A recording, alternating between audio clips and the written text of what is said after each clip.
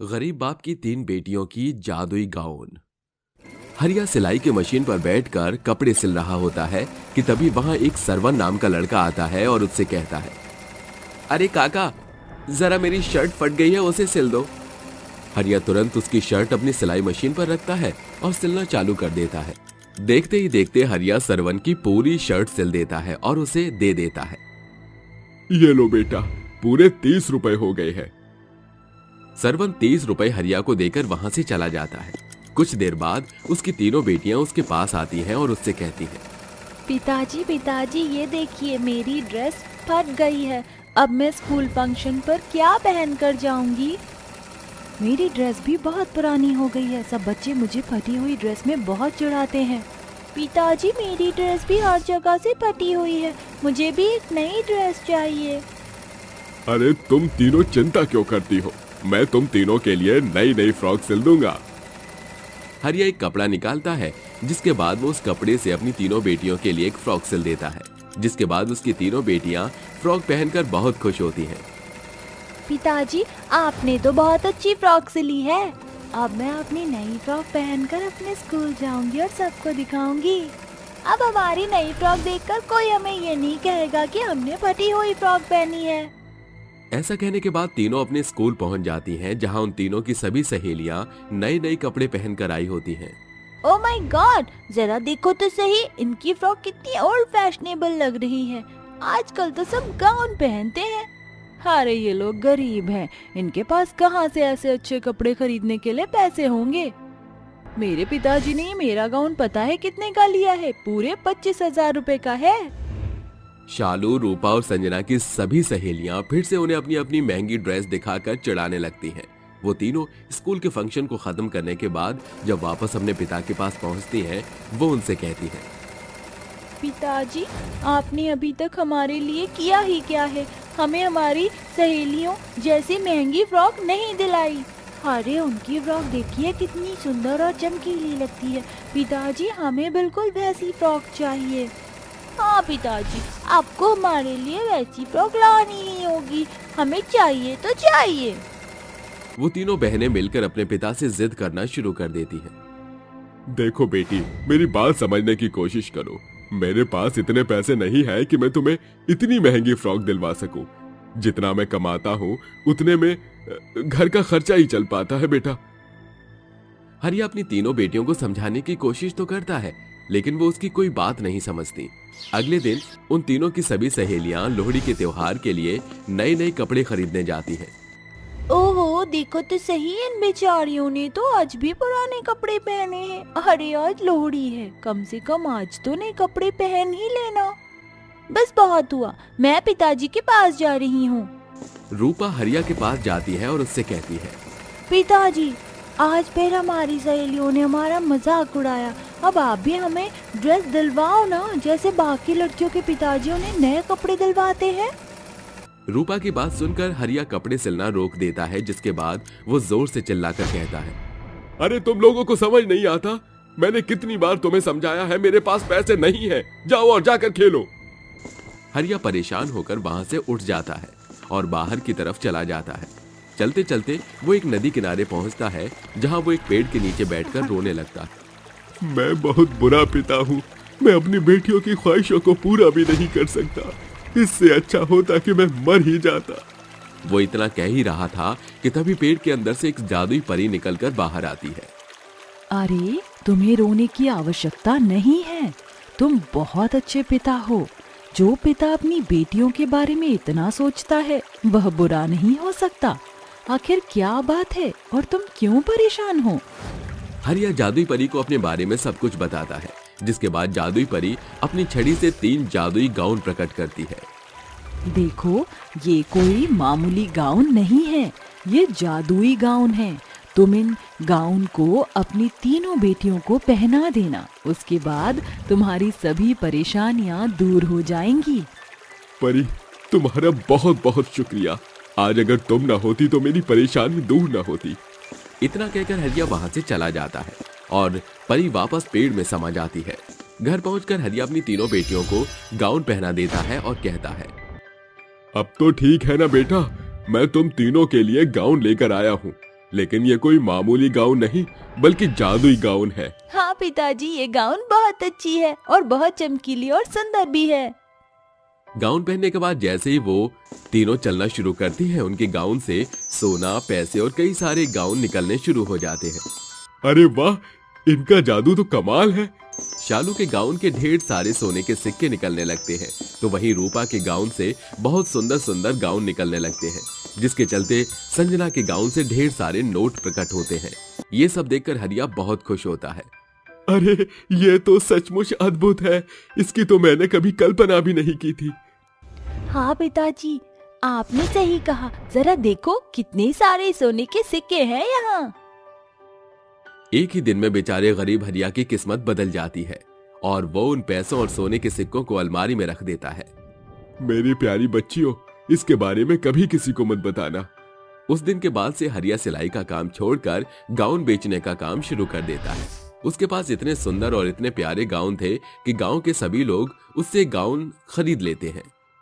आज तो मेरी अच्छी खासी कमाई हो गई। इसी के चलते हरिया अपनी तीनों बेटियों के साथ मिलकर लोहड़ी का त्योहार अच्छे से मना लेता है। आज तुम तीनों की माँ जिंदा होती तो तुम तीनों को बहुत प्यार करती। हाँ पिताजी, हम तीनों बहनें अपनी माँ को बहुत याद करती हैं। उस दिन के बाद से उनकी धीरे धीरे सभी परेशानियां ठीक होने लगती हैं। एक दिन रूपा, शालू और संजना की सहेली शिल्पा के पिता की बहुत ज्यादा तबीयत खराब हो जाती है, जिसके चलते शिल्पा उन तीनों के पास आकर कहती है, मेरी मदद करो, मेरे पिताजी को कैंसर है, उनका इलाज करवाने के लिए हमारे पास इतने पैसे नहीं हैं। क्या तुम मेरी मदद कर सकती हो? हाँ हाँ, क्यों नहीं, आखिर एक दोस्त ही दोस्त के काम आता है। तुम जाओ, अपने पिता के पास जाओ, हम पैसा लेकर आते हैं। तीनों बहनें अपने पिता के पास जाती हैं और उन्हें सब कुछ बताती हैं, जिसके बाद वे तीनों अपने जादुई गाउन पहन लेती हैं और वहां से चलने लगती हैं। उनके चलते ही गाउन के अंदर से सोना, गाउन और पैसे निकलने लगते हैं। शालू के गाउन से ढेर सारे सोने के सिक्के, रूपा के गाउन से ढेर सारे गाउन और संजना के गाउन से ढेर सारे पैसे निकल आते हैं। पिताजी, इन गाउन को तो आप बेच देना, बाकी हम ये सोने के सिक्के और पैसे शिल्पा के पिताजी के इलाज के लिए लेकर जा रहे हैं। वो तीनों मिलकर हॉस्पिटल की फीस भर देती हैं, जिसके बाद शिल्पा के पिता का इलाज शुरू हो जाता है और वो पहले की तरह बिल्कुल ठीक हो जाते हैं। मैंने तुम तीनों का इतना मजाक उड़ाया, लेकिन तुमने मेरी मदद की, उसका बहुत शुक्रिया। तुम्हें माफी मांगने की कोई जरूरत नहीं है, ये तो हमारा फर्ज था। वो तीनों बहनें मिलकर गांव के बहुत से गरीबों की मदद करती हैं। वो तीनों फिर से एक बार अपने तीनों गाउन पहन लेती हैं, जिसके बाद शालू के गाउन से ढेर सारे सोने के सिक्के और रूपा के गाउन से ढेर सारे सुंदर सुंदर डिजाइन वाले गाउन, वहीं संजना के गाउन से बहुत सारे पैसे निकलकर उनके सामने प्रकट हो जाते हैं। वो तीनों उन पैसों से गरीब और बेसहारा लोगों की मदद करती हैं और भूखों को खाना भी खिलाती हैं। वहीं हरिया का गाउन बेचने का बिजनेस भी अच्छा खासा चलने लगता है और वो अब सभी एक साथ खुशी खुशी रहने लगते हैं। ये कहानी है गरीब गोधन की, जिसकी 5 बेटियां थी, प्रेरणा, पिंकी, हेमा, संध्या और बबीता। बबीता सभी बहनों में सबसे बड़ी थी। गोधन के मन में रात दिन 5 बेटियों की शादी की दुविधा उभरी रहती। सांझ ढल चुकी थी और गोधन अपने घर की तरफ कदम बढ़ाते हुए वो खुद में बड़बड़ा रहा था। सृष्टि के मालिक, तू तो जानता है कि गरीबी में दिन काटना कितना दुखदाई है। तेरी नजरें तो हर दिन मुझे देखती हैं। जब से मैं 5 बेटियों का बाप बना हूँ, चाहे सर्दी हो या बरसात, मेरे कदम कभी घर में नहीं थमे। बावजूद इसके मैं जो भी कमाता हूँ वो घर खर्च में ही उड़ जाते हैं। इसी बीच बरसों बीत गए और मुझे पता भी नहीं चला कि कब मेरी 5 बेटियों ने मेरा कंधा छू लिया। अब तुझे ही इस गरीब बाप की 5 बेटियों का बेड़ा पार करना है। गोधन खुद से बतियाता हुआ घर पहुंच जाता है, जहां उसकी 5 बेटियां स्कूटी के विषय पर एक दूसरे से झगड़ रही थी। भला होता कि तुम चारों इस दुनिया में आती ही नहीं, तो पिताजी के कंधों पर सिर्फ मेरी परवरिश का जिम्मा होता, तो हमारे पास एक बड़ी जमा पूंजी होती। तब मुझे पैदल कॉलेज नहीं भागना पड़ता, बल्कि मैं एक सुंदर सी स्कूटी पर बैठकर शान से कॉलेज जाती। अरे बबीता दीदी, ज्यादा नखरानी मत बनो, हमें भी स्कूटी की सवारी करने का कोई शौक नहीं। मैंने तो ठान लिया है, इस जन्मदिन पर अपने लिए स्कूटी मांगूंगी। वाह जी वाह, बड़े मियाँ तो बड़े मियाँ, छोटे मियाँ सुभान अल्लाह। जब तुम दोनों को स्कूटी मिलेगी तो मैं क्यों पीछे रहूंगी? मैं भी पिताजी से कह दूंगी कि मुझे भी स्कूटी चाहिए, और अगर इस बार उन्होंने गरीबी की गाथा गाई तो मैं स्कूटी के लिए सट्टा लगाऊंगी। ऐसा सुनकर गोधन गुस्से में झुंझला कर बोलता है, तो क्या स्कूटी की सवारी के लिए मेरी बेटी सट्टेबाजी करेगी? मैं यहाँ अपनी भूख मार कर दिन भर धधकती आग की भट्टी में मेहनत मजदूरी करता हूँ, तब जाकर दिन भर की दिहाड़ी मिलती है। अरे अपने बाप के बलिदानों का मान रखो और पढ़ लिख कर कुछ बनकर दिखाओ। प्लीज पिताजी, हर बार ये पढ़ाई का पाठ पढ़ाकर हमारे कान पक चुके हैं, और एक आपकी ये गरीबी की गाथा है कि खत्म होने का नाम ही नहीं लेती। हम पांचों बहनों को स्कूटी चाहिए तो बस चाहिए अब। इस तरह पांचों बहनें उखड़े हुए भाषा में अपने पिता को झड़प पड़ती हैं, जिसके बाद गोधन दिन रात जी तोड़ मेहनत करके कुछ जमा पूंजी जोड़ बटोर कर अपने दोस्त असलम के पास आता है। अरे गोधन, तो क्या बात है मेरे यार, तू परेशान क्यों है? चल बता कैसे आना हुआ। गोधन असलम को अपनी पांचों बेटियों को लेकर स्कूटी का वाकया बताता है। मेरे दोस्त एक सस्ती स्कूटी गैराज में है, तू देख ले, कल ही एक सेठ बेच कर गया है। लाइसेंस से लेकर स्कूटी की स्पीड एकदम पक्की है। गोधन असलम से स्कूटी खरीदकर स्कूटी लेकर घर चला आता है। पांचों बहनें स्कूटी देखकर बहुत खुश होती हैं। तभी पिंकी बोलती है, अरे वाह पिताजी, आप तो सचमुच हमारे लिए स्कूटी ले आए, एक टेस्ट ड्राइव तो बनती है।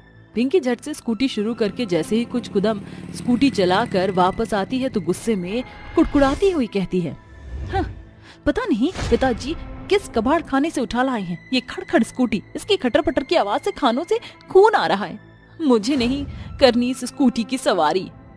इतना बोलकर पांचों बहनें घर में चली जाती हैं और गोधन रात भर ठंड में ठिठुरते हुए चौखट पर पड़ा रोता पीटता रहा और गोधन का कमजोर शरीर ठंड का कहर झेल ना सका और वह मौत का कौर हो गया। दिन बीतते गए, जिसके साथ बड़ी बदहाली ने पांचों बहनों को घेर लिया। बबीता दीदी, मुझे जोरों की भूख लगी है, कुछ खाने को बना दो ना। क्या बनाऊं प्रेरणा, अन्न का एक दाना भी नहीं है। काश हम पांचों पिताजी पर स्कूटी खरीदने को नहीं थोपते तो आज पिताजी हम बहनों के बीच में जिंदा होते। बबीता दीदी, क्यों ना हम इस स्कूटी को बेच दें, इससे घर के खाली खत्ते तो भर जाएंगे। हाँ चलो। जैसे ही पांचों बहनें स्कूटी को बाहर निकालने के लिए धकेलती हैं, तभी स्कूटी के आगे के हिस्से पर आग नाक मुंह बन जाता है। हम पांचों बहनें जी लगाकर स्कूटी को खींच रही हैं, बावजूद इसके ये स्कूटी टस से मस नहीं हो रही। रुक जाओ, मुझे सौदागरों के हाथों मत बेचो, बदले में मैं तुम गरीब बहनों की हर अभिलाषा पूरी करूंगा। जादू स्कूटी को बोलता हुआ देखकर पांचों बहनों की आंखें फटी की फटी रह जाती हैं और बबीता बोलती है, ये कैसी जादूगरी है जो ये स्कूटी बोल रही है। अगले ही क्षण उस पुरानी स्कूटी का पुर्जा चमचमाते सोने के सांचे में बदल जाता है और मेह के जैसे अपने अंदर से सोने के सिक्के बरसाने लगता है, क्योंकि सिक्कों की खनक से पांचों बहनों के चेहरे खुशी से खिल उठते हैं। अरे वाह जादू स्कूटी, तुमने तो कमाल ही कर दिया। हाँ जादू स्कूटी, तुम्हारे आगे तो सोनार भी फीका पड़ गया, इतना सोना तो उसके पास भी नहीं होता। मैं ऐसे ही तुम्हारी मदद करूंगा, बस एक निवेदन है तुम बहनों से, मुझ जादू स्कूटी को बेचना मत, वरना भंगार वाला मेरे पुर्जे तोड़ देगा। ठीक है, आज से तुम हम बहनों के साथ रहोगे। जादुई स्कूटी से मिले सोने के सिक्कों को बेचकर पांचों बहनें राशन लाती हैं, जिससे बबीता और संध्या भी सभी के लिए खाना पकाती हैं। इतने बड़े वक्त बाद हम पांचों बहनों को आधा पेट रूखा सूखा नहीं, बल्कि भरी पूरी से भरपेट स्वादिष्ट खाना खाने को मिला है, जिसका श्रेय इस जादुई स्कूटी को जाता है।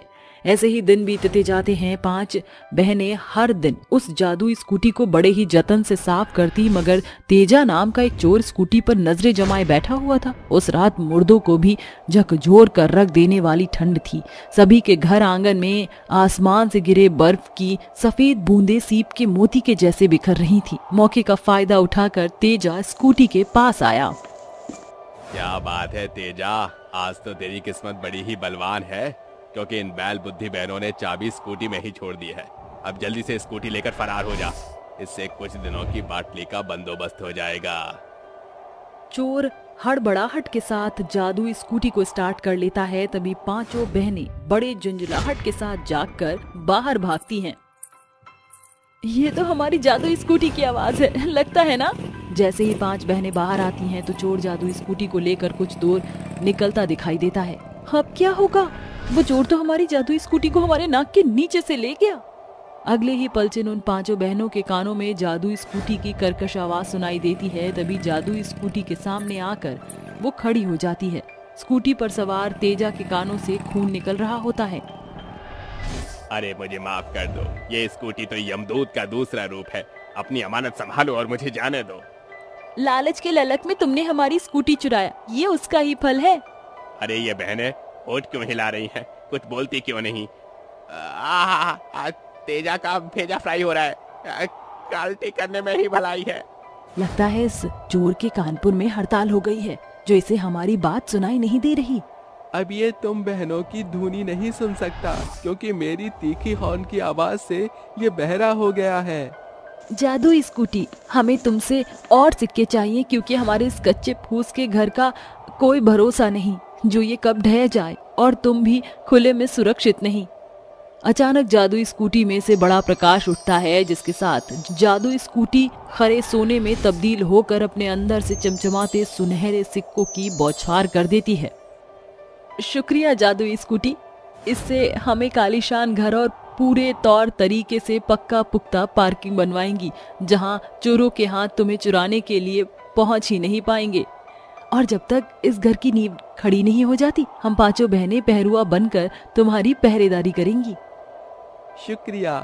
अपने प्रति मुझे तुम पांचों बहनों का मेल मिलाप भरा रुझान बेहद पसंद आया। मैं अंत तक तुम बहनों के साथ बना रहूंगा। अगले ही दिन से 5 बहनों के लिए बड़े घर का निर्माण शुरू हो जाता है। खास तौर पर जादुई स्कूटी के रखरखाव के लिए पक्का पार्किंग बनता है, जिसके बाद कल की 5 गरीब बहनें बहुतायत का जीवन जीने लगती हैं, मगर उनके मन में अपने पिता को खो देने की ललक कभी नहीं मिटती।